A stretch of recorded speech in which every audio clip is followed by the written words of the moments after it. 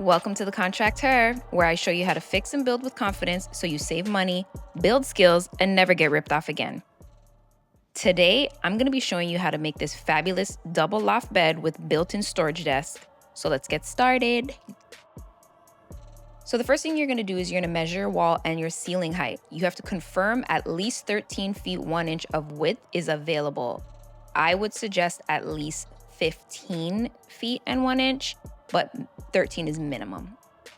Decide on the bed height. I installed mine at 5 feet from the floor with the 8.5 foot ceilings that I have. It allowed my kids to be able to walk comfortably underneath and also sit up in the bed without hitting the ceiling.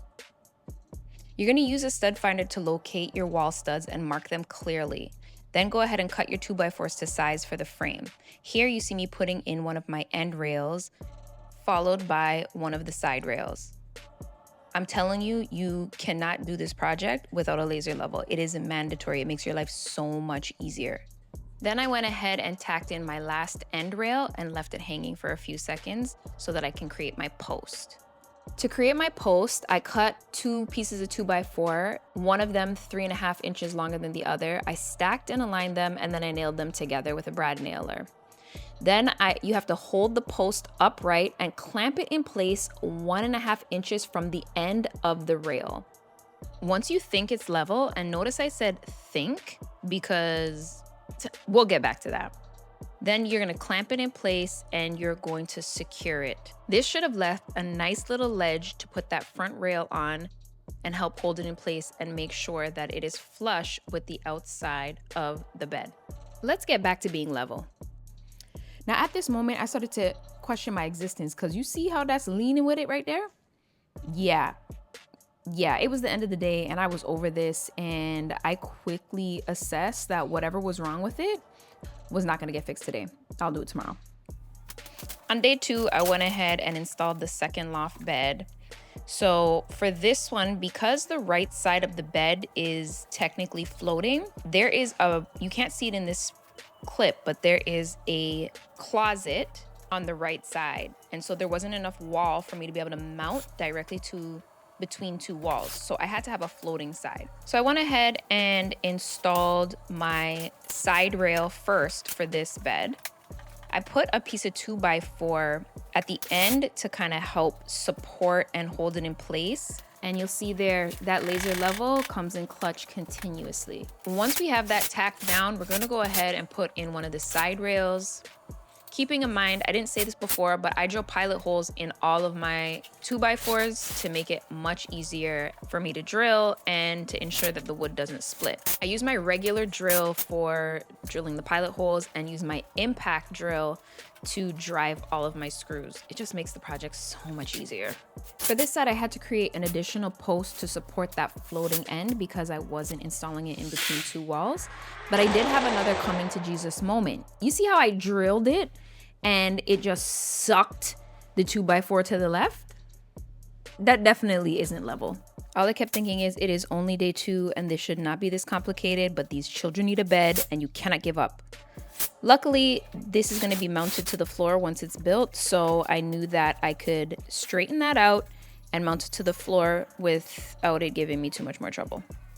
After I finished stressing out about that, I got myself together and I finally mounted that front piece and installed that last post. The 2 posts that you see in the very middle are going to double as the frame for your ladder. After every step, I always go back and double check that everything is level. Now, the truth about DIY is that it doesn't matter how good you are, how many projects you've done, there's always going to be something that you forget. Here, it was my baseboards. One of the things I also noticed is that I start to make mistakes when I'm working on a project towards the end of the day. I work really long hours, like 14, 16 hours, because I'm so focused. But anytime I start to make stupid mistakes, I realize it's time to wrap it up. So next day, I started fresh and we started by installing 16 joist hangers, 8 per frame, 4 on each side of each bed. And you see here, I have an extra set of hands with me. This is my homegirl, Tayo. She is a master carpenter, and I was so grateful to have her help because I was tired from the day before. To ensure the landing above the ladder that sits between the two mattresses was well supported, we added some more vertical slats to ensure that it would not have a dip. I used 2 sheets of plywood to make this happen, but I used one piece and put it in the dead center of the 2 loft beds, and then took the second one and cut it in half and used it to fill the spot on the left and the right. This ensured that I would have a nice smooth platform for the kids to walk on instead of having a split right down the middle. Then we cut another piece of plywood to the width of our ladder frame, but added 3/4 of an inch on each side to make sure that we can enclose the stairs when we were finished. At this point, this is what your build should look like. Your frame is completely built and solid. You've got your rungs in place, your platform in place, and the beginnings of a ladder. Now we're gonna move on to the electrical. And the truth is, I feel like every project that you have, if you include some lighting, it really just takes it up like several notches. So I'm gonna go ahead and take my 1-inch wood spade bit to drill through the slats so that I can run my wire for my recessed lights. I did 1 light under each bed. This is what it looked like after I put all the holes. Now I'm running my Romex wire through the holes that I created to wire up those boxes that are going to connect to my recessed lights. If you're not comfortable doing electrical, that's totally fine. Hire a licensed electrician. DIY is meant to help you save money, but not to put you at risk. So here you're gonna see me wiring up my dimmer switch. I wanted to make sure that they had a dimmer so that they can get like vibes. Bright for schoolwork, but a little bit lower for like reading a book or getting ready for bed. After that, we installed shiplap walls. I decided to do the shiplap panels as opposed to doing like traditional shiplap. It was also more cost effective. I did need 2 extra set of hands to get this in, and I used my brad nailer to make sure that it was secure to the wall. I had my husband help me install the shiplap that went under the loft to close it in. You know, I called him in because he had the big muscles, and the man just tried to give up real quick, and I was not amused. I'm like, just hold it up above your head. Every second he's trying to put his arms down. Like, look at him. Look at him resting it on his head. Bro, get it together. Little did I know that I was making fun of him, but I was making a huge mistake in the process. I did not cut the holes out for my recessed lighting until after I installed it, and I really wish I did it before. Once I finished nailing it together, I went back around and used 1 1/4 inch screws in some inconspicuous areas to mount it to the frame. Here you're gonna see me making a very, very rough attempt to cut holes for the recessed lighting. I did it, but I made it more difficult than it should be. But once it was done, this is what the lighting looked like. The next step was to cut 3-inch strips to enclose the side of the ladder, as well as to enclose the post. Nobody wants to see exposed 2x4s on a finished product. Then I went ahead and got my laser level back out and got my stair steps and dry fit them. I marked holes straight onto the plywood and then drilled small pilot holes at each one of those marks so that I can use them as a guide to install scrap 2x4 behind this plywood to reinforce it. Now, I didn't show that part on camera because the lighting was really bad, but it is imperative that you do this. This is what's gonna make sure that when you screw those stair rungs onto the plywood, that they stay in place and they don't crack or break under the weight of your kids. Then I cut another piece of plywood and closed up the back of the stairs and moved on to building my storage desk. I was super excited about this. As you see here, I'm just making my measurements, and then I started looking for something because I can't find my laser measure anywhere. And I'm looking around and I'm looking around and I'm asking my kids, did you touch it? And then I realized what's really probably my worst fear. I think I closed it inside of this wall. So I had to take the entire thing apart. I tried to do it little by little. I pried it open and took a little peek in. I put my little flashlight in there. And then I realized I couldn't see it. And I was sure because I couldn't find it anywhere else. And there you go. There's my laser level stuck inside. I had to close that back up and keep it moving because we still had work to do. To build the floating desk, I had to cut the plywood for the bottom and top desk surface, which is the same width as the stairs. To make sure I had something to attach it to, I cut scrap 1x2s to fit the desk width minus the plywood depth. I attached one to the wall stud and the other one to the back of the stair frame. That gave me something to secure the bottom surface to. Then I cut two 3-inch strips of plywood and secured them along each side of the desk with glue and nails. Then I started working on the tabletop surface. I took the top surface and cut a 3-inch strip off of it and butted up against the back of the stairs and secured it with nails and glue. I went back in and added a couple of 3-inch scrap 2x4 blocks inside of the desk for reinforcement and secured in place through the bottom of the desk. Then I was able to go in and attach the remaining desk surface using hinges. I planned to have 5 and then I was thinking 4, but ultimately I ended up going with 3. It was more than sufficient. I decided to go with 1/2-inch screws instead of the screws that came with the hinges because those ones would have been too long. Once I made sure that my hinges were holding really well, I went in and measured for my handle. I was gonna go with 1, but then ultimately decided to go with 2. I also went back in with some glue to reinforce and close up that bottom seam. The next day, I moved on to ripping plywood into 12-inch strips to act as side rails.